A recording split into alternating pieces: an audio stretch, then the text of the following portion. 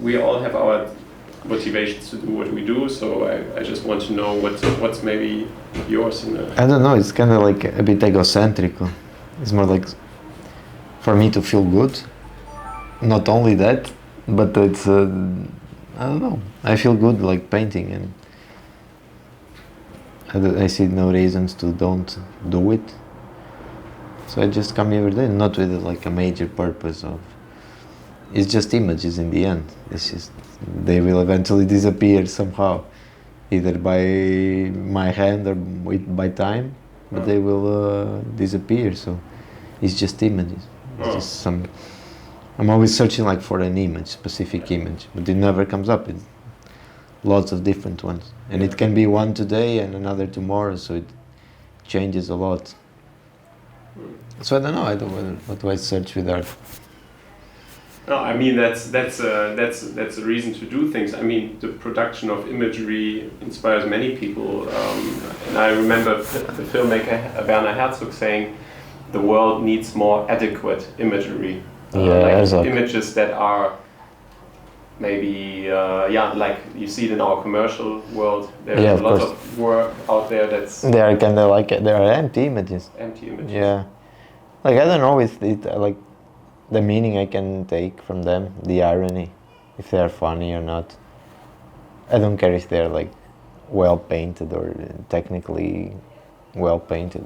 That doesn't matter to me. It's just more like the impact. If some image I like and I just reproduce it or I paint it over, I try to use it somehow until I get tired of them. With the pigeon, it's existing now, but maybe tomorrow it will stop existing, I don't know. I just work like this every day. Yeah. This is my normal day in studio. Normal day. Yeah. That's what I was saying to you. Like sometimes there are images that interest me more. Maybe specifically today, maybe tomorrow they will not interest me again. It's always changed. It's a bit like obsessive searching like for a image that I want in my head. So it's very fast and they disappear very fast too. Yeah, I felt like you take time for the research, you take time for like finding the right underpainting, but then once the idea is there, of course it goes really quick. Airbrush out and then it's just. But that time I'm doing it, it fulfills me for like those 5 minutes, 10 minutes, whatever. I get like into it. And it's, I don't know, it's for me it's always been hard to concentrate like on focusing on something, and while I'm painting I'm actually completely outside of everything. It's good. So just the act of doing it, for me it's enough. Yeah. I don't expect to be the greatest painter in the world. I don't care about that, I just like to do it. And it's nice if there is people who like it, like amazing. If there is people who don't, amazing too. Because if everybody like it, then it will be trash for sure. If there is no one disliking it, you always have to doubt when something is really amazing and everybody loves it. Yeah. How do you prevent yourself from, I don't know, becoming I don't know, almost sounds like you hate mainstream. You don't want to belong to the mainstream, or like I don't want, but unconsciously you belong to it, even if you don't want. Like it's almost impossible to run away from that. Nowadays, what's mainstream? Like I don't know. For example, there is lots of people using airbrush now. There was people using airbrush before me.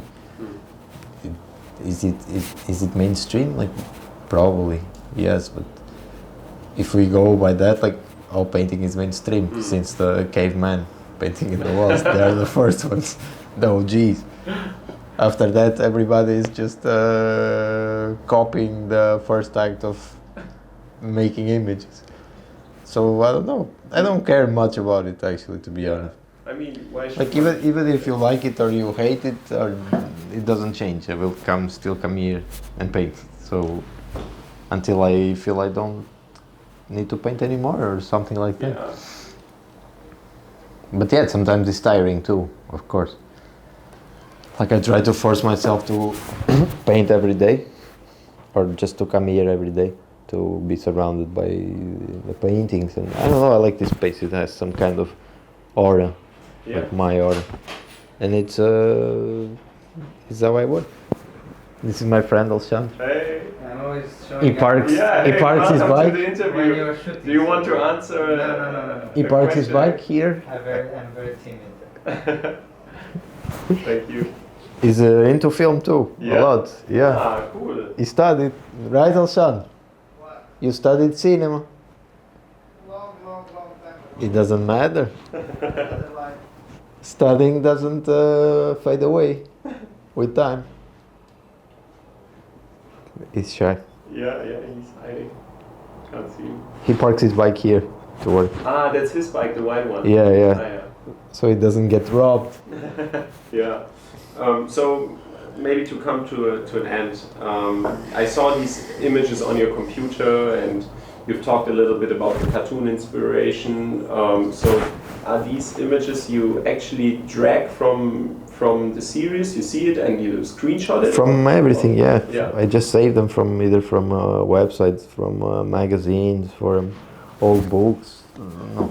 It's just like I found an image, I search, I can take like some newspaper or whatever. If I found an image that I like, then I will keep it for me. Or antique advertising, stuff like that. I had actually a notebook somewhere, which is really nice. It was just with collages from... it's really nice. I think it's really nice.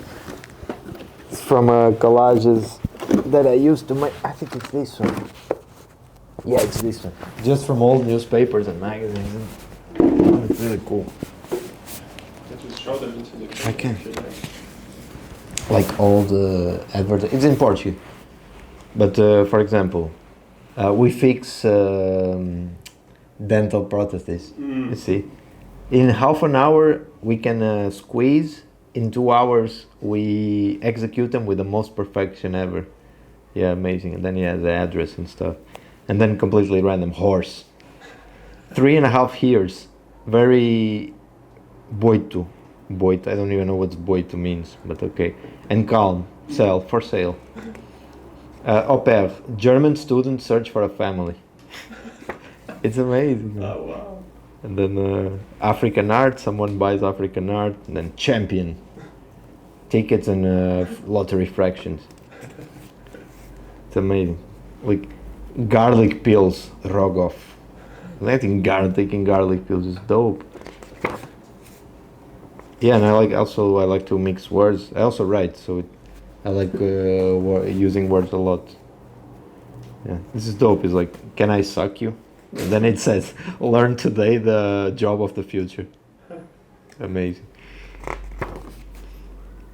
A bad show with a result to match. This is a postcard I found from someone who was in Florida or in Miami or something. But this is full of errors. It's written in Portuguese, but it's full of errors. It's amazing. But it's beautiful, like the handwriting and they were in Jamaica or whatever. It's dope. A tea bag. She ended her life with a bed frame. It's kind of crazy. You see, I love these old drawings. Yeah, really nice. They killed the daughter to expel the devil. Damn. Well dressed wherever you are. This is dope. This is beautiful. I found this in an old magazine. It's crazy. It says, I wanted to change the world, but I didn't visit my grandmother. It's a strong quote. Uh-huh. And come drink a caipirinha in Tio Patinhas pub. Like, look at this Tio Patinhas. It's completely faded. The Donald Duck uncle. Yeah. It's amazing. I love this advertising. Sick. You have a whole book of these things. So you collected this from a flea market or somewhere? Yeah. Sometimes I go to flea market. Sometimes I just found I have all this here. Okay. Random stuff, like for example this. Like the wooden spoon, and it's just like recipe book, but look at the illustrations, they're super sick. Onion soup. Yeah. Man, it's amazing. I love it. You see how much it's gutted out? Because I use it for small drawings, small pen. Look at this pig. It's so dope. And this cow. Man, amazing. Yeah, there's this fine line between design and art. Yeah. This is, I don't know, for me this is art, for sure. Even if not for the recipes, it's for the drawing and the arrangement of the book. It's amazing, man, amazing. Look at this woman, it's dope. Super simple. I love this book. And like I get lots of stuff from here. Sometimes I use even the covers or whatever. I think everything you can work with everything. So I collect some odd objects too, like some that had. This is my granddad brushes for the beard from the 1930s. Really dope. From him. Nice. It was my grandparents. Crazy. So I like to have some odd stuff. My jazz musician. I don't know. I just have totally random stuff. Nice. I can work with some whatever. Depends on the fifth. That's a globe from Chinese store. Those globes where you see the. Yeah. I just painted over, but I don't know. I felt like doing it at the time. But I think everything you can transform and make into something that you feel. I don't know what to explain. Yeah. It's like I look at something. If it's appealing to me, I will try to use it somehow in a piece or. It's what comes up at the time. Yeah. Is there anything you want to share with the world who's listening right now? Anything that you always wanted to scream into the internet? No, the thing is like but that's a cliche thing everybody says. Is like don't if you work in any area, like creative area, just don't keep working. And you will feel shitty lots of times. You will feel down. You'll feel like this is not that good or my work is not being appreciated, but like fuck it, if you like what you're doing, if you feel good, like if you feel good to yourself doing it, then it's really like fuck the rest. Why do you care about what the neighbor, if the neighbor likes your poetry or your painting or your movie, like who cares? If you like it and if you dedicate yourself to it, then it's more than enough. Only if you expect like reaching crazy goals, like being rich, that's different. That's something you have to deal with yourself. You don't care. But yeah, it's like keep working, I think. And then even when you feel down, you just keep working maybe more.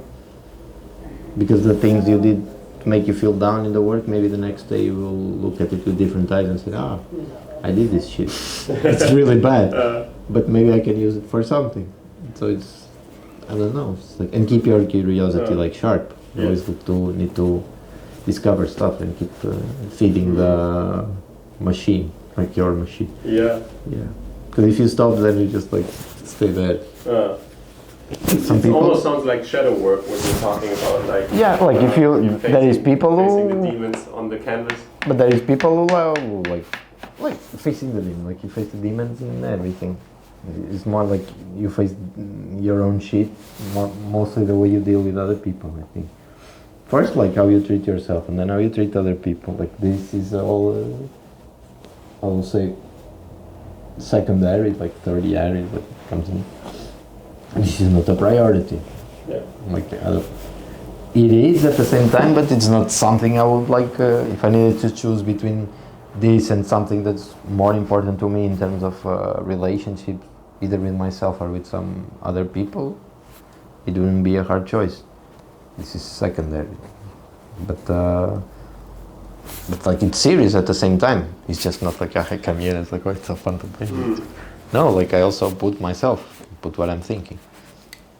But it's not something I will go like crazy and I will get super sad if I wouldn't being able to paint because I think people always, if you put yourself in a situation where you can't do something you really want to do, then you will find out a way to either do something else or do the same in another way.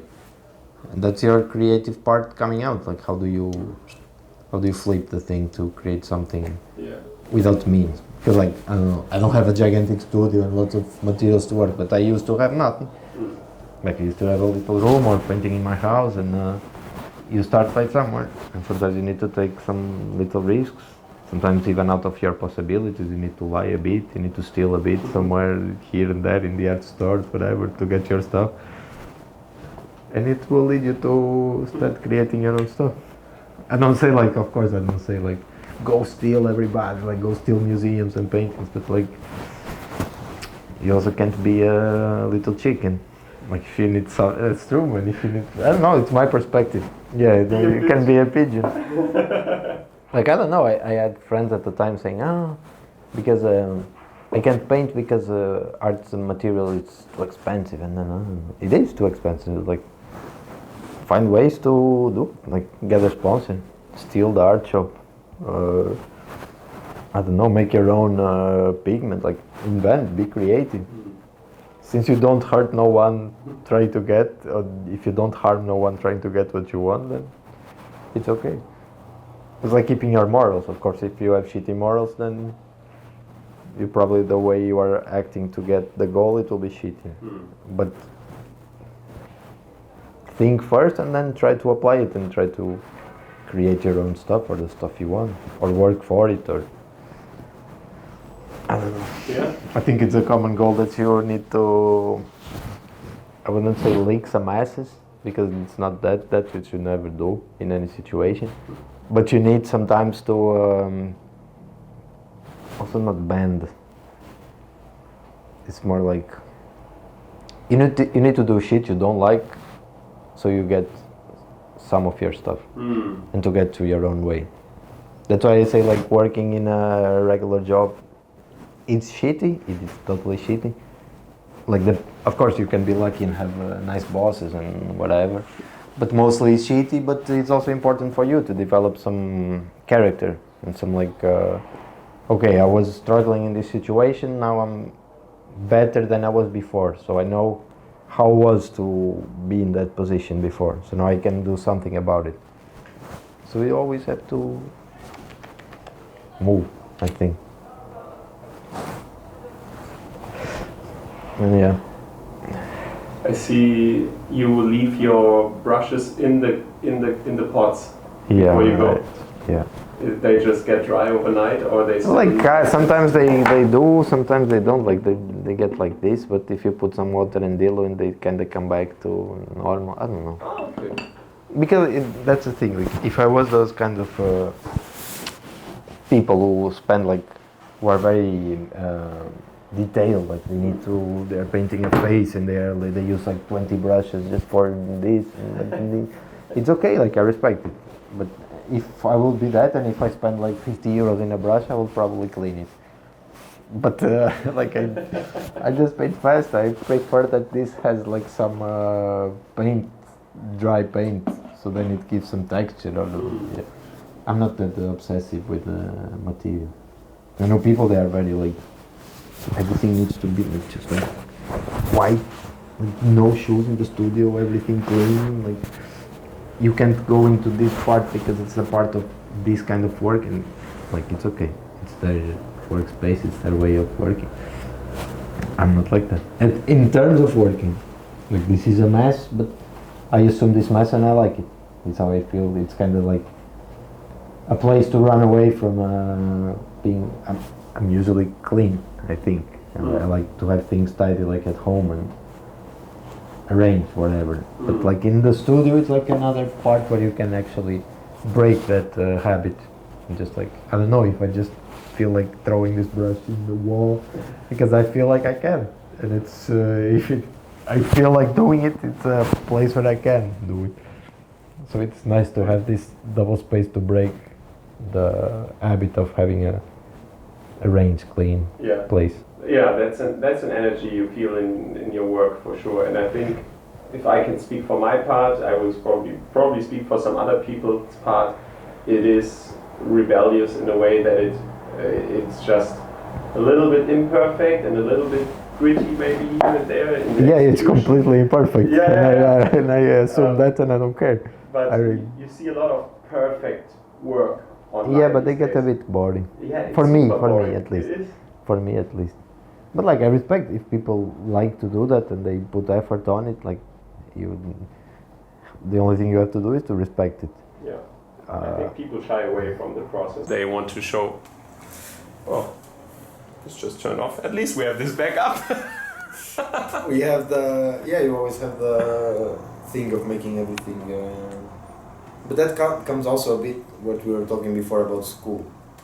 Because especially if you study arts, they will always teach you to follow this standard, like paint like this. Like you need to frame like this, and like you need to use the brush like this. You need to na. And then like it's okay, the technical part and some rules you have to have, but others it's just like it's already it cuts immediately what's in your head. And I think they do that since you are like kid, because you go to school and I had this story. It's really nice with my mom in the kindergarten. I went with her to kindergarten to see class, like the kids, and she seated all the kids, like 4 or 5 year old kids, and they were talking about the sun and the moon, and she was asking them questions like, so it's the sun, and they were like, teacher, the sun, of course, like he feeds, he goes behind the trees because he's eating leaves. And my mom was like, he's eating leaves, so he's human. And they were like, he's not human, but he needs to eat and he needs to shower. That's why when you see the sunset, it goes in the water. He goes in the water, goes to shower. And I was watching that, like, wow, this is really dope. Like, it's really amazing. And then I felt really sad because I thought next year these kids are going to first grade and they will learn that. Okay, maybe not in the first grade, but like in the future they will learn that the sun is a star and the planets and all the technical, and it loses part of the magic. Yeah. See, that's the thing. Speaking of magic. Yeah. Hey, let's cut it here. Thank you so much. What do you want? I didn't. You left your wallet here. Thank you. Where are you going? Where are you going? To Chinese. Okay. I'm going home now. I'll go Chinese and then I go home. You want to studio then? But I want to buy a prime and then I want to buy a salmon for dinner. Okay. Or you want to pass by and I cook? Pass by where? Shop. No, you go. It's your turn to go. Okay. You make dinners? You take care of it. Yeah. I also make dinners. Don't get that on camera that I No. ask women to cook for me. No.